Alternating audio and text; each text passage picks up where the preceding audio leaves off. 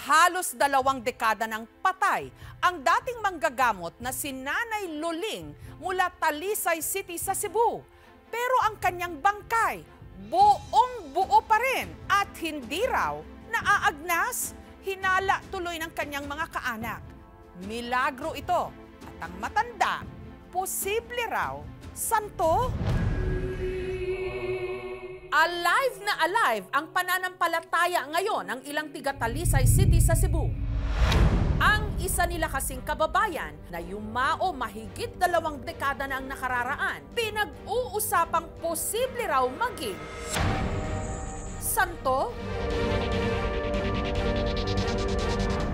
Makalipas daw kasi ang halos 2 dekada mula nung ito'y inilibing, nang muli itong hinukay. 18 katuig na ni God. Hindi pa rin daw ito naaagnas. Si nanay, dili siguro ni siya magpahabwa, no? God blessed her body kung bakit siya ganyan. Maraming mga santo po na hindi rin naagnas nung hinukay ang katawan nila. Dumalo ako sa libing ni Nanay Luling. Naninig balahibo ko. Lah, parang wala lang nangyari. Buo pag yun ang iyahang tibuok lawas. Naoy, nay. Unsa may pasabot ni mo, nay? Buong balat talaga, hindi talaga nagbabago yung mukha niya, makinis na makinis. Yung pisngi niya at saka labi niya parang bago lang yung lipstick niya. Naniniwala pa ako na magiging santo siya balang araw. Por Diyos por Santo. Milagro ka ang Diyos. Ang di umano incorruptible o hindi naaagnas na katawan, mga labi ni Luisa Abano o si Nanay Luling. Diabetic siya yun. Dinala namin siya sa ospital. Sabi ng doktor, hindi na maliligtas ng nanay niyo kasi yung utak daw niya namaga. Halos 18 taon mula nung inilibing si Nanay Luling. Nito lang May 4, namatay na rin sa katandaan ang kanyang mister na si Tatay Felix. Ang huling hiling daw nito, ilibing siya sa puntod din ng kanyang misis. Gusto talaga niya na doon siya sa nanay ko. Isasama, mahal na mahal niya yung nanay ko. Kaya dapat silang dalawa doon sa libingan. Kaya isang araw bago ang libing ni Tatay Felix, ipinahukay ni Marcial ang puntod ng kanilang Nanay Luling. Dapat kukunin yung buto niya, tapos ililinis yung pinaglagyan niya para yung tatay ko naman ang ipapalit doon. Yung mga buto niya, ilagay namin sa sako, tapos itabi na lang sa kanyang pinaglagyan ng tatay ko rin. Pero laking gulat nila nung binuksan ang kabaong ng kanilang ina. Naoy, nay. Unsa may pasabot ni mo, nay? Hindi niya ako binigo. Ang labi kasi nito, buong buo pa rin. La, wag jud nakuan si nanay, no? Hindi naman nagbago, ganun pa rin siya. Mula nung namatay siya. Iyang make up bago paghapon niya, 18 na katuig. Na ang iyang aw. Buhi pa kaayo. Naong niya, klaro kaayo. Pagtanaw ro namo, buo pag yun ang iyahang tibuok lawas. Yung buhok niya po, parang kumapal. Buong balat talaga, hindi talaga nagbabago yung mukha niya, makinis na makinis. Yung pisngi niya at saka labi niya parang bago lang yung lipstick niya. Yung damit niya, malinis na malinis. Yung kamot, wapag ito siya maunsagin. Kuhan pa, ping to. Pwede tudlo. Murag bago ka daw namatay. Labis din nilang ipinagtataka ang kondisyon ng puntod nito. Humol siya sa tubig, no? Diluwa na lata. Og nagsudlan pa na, naghumol na siya.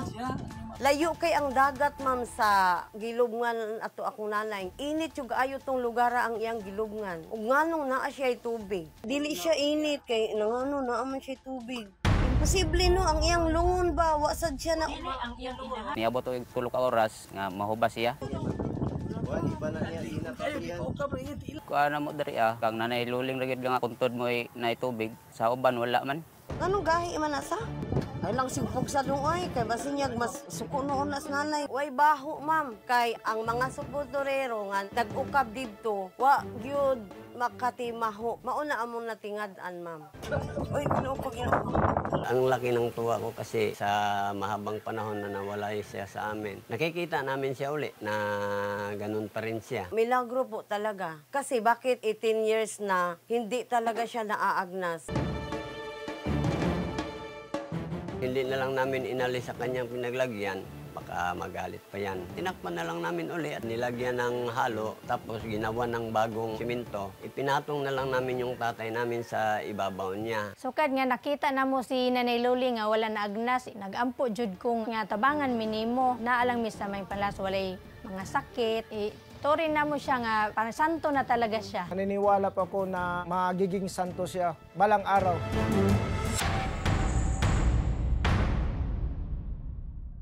Ayon naman sa mga nakakakilala kay Nanay Luling, mabuting Kristiyano raw ito, likas na madasalin. Tuwing alas 3 ng madaling araw, dasal silang duha sa akong tatay.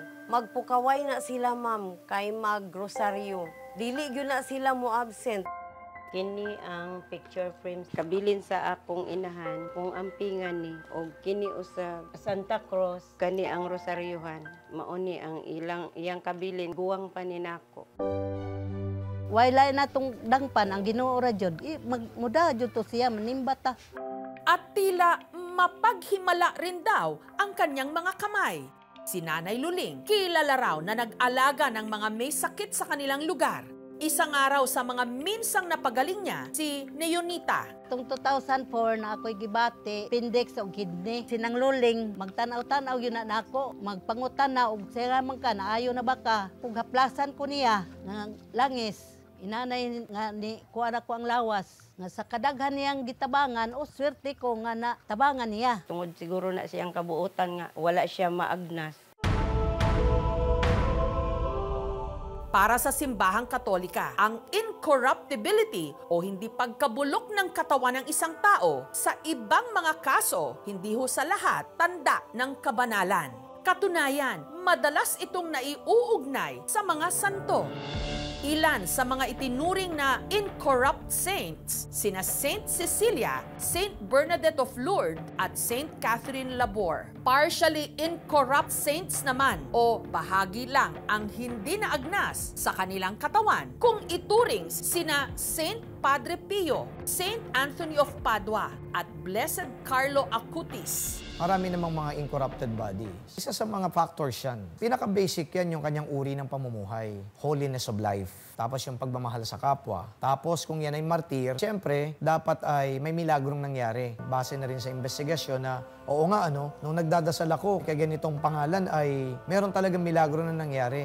At dahil yon sa intervention, intercession, itong kandidato na to for sainthood. Milagro ka ang Diyos. Nag-usap-usap nga kami, baka nga totoo yung mga sabi-sabi ng mga nagko-comment na baka santo na yung nanay mo. May tumawag sa akin, dalhin daw namin sa Vatican. Swerte daw kami kasi may nanay daw kami na ganun. Hindi pa po namin nasabi sa simbahan po kasi nagmamadali kami noon nung gihukay ang akong nanay. Matutuwa naman kami kung sasabihin ng pari, yan ang gagawin nyo sa nanay nyo kasi santo na yan ang nanay nyo. Kaya gagawin namin kung anong sasabihin ng pari.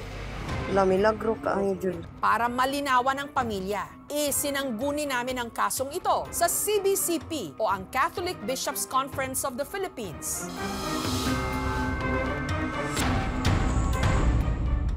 Lawas, wala. Saninang bakro kayo? Si nanay, dili siguro ni siya magpahabwa, no?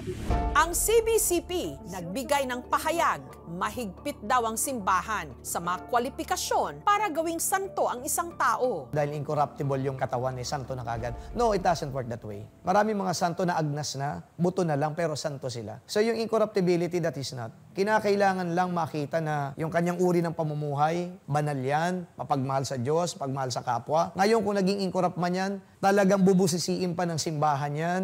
Gayunman, kung may mga nagsasabing isa itong milagro, marami rin naman ang hindi kumbinsido. Nahibong lang ko, makakita na ako sa iyong lawas, Pero dili kasag ko makakuan nga mahimo siyang santo. Kay daghan ba kayong proseso.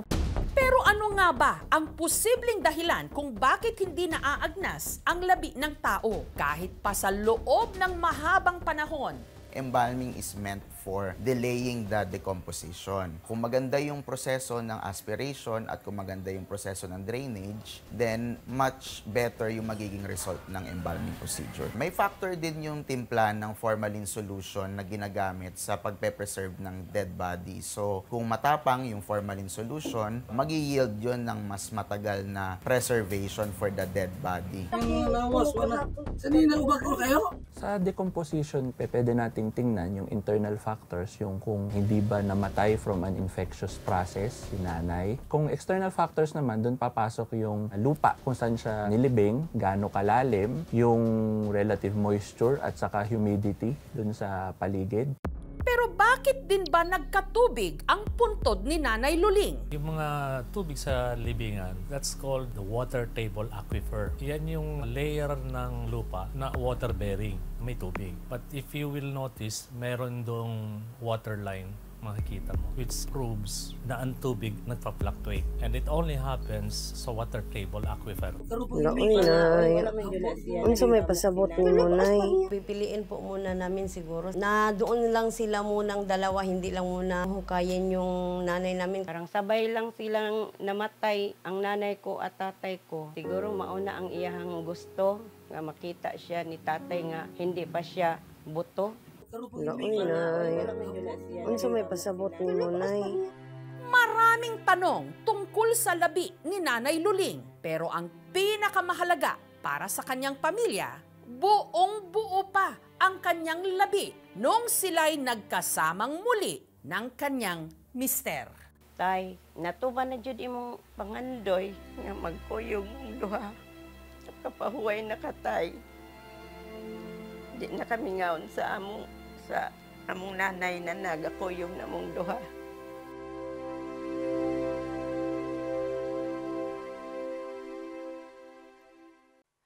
Thank you for watching, mga kapuso. Kung nagustuhan niyo po ang videong ito, subscribe na sa GMA Public Affairs YouTube channel.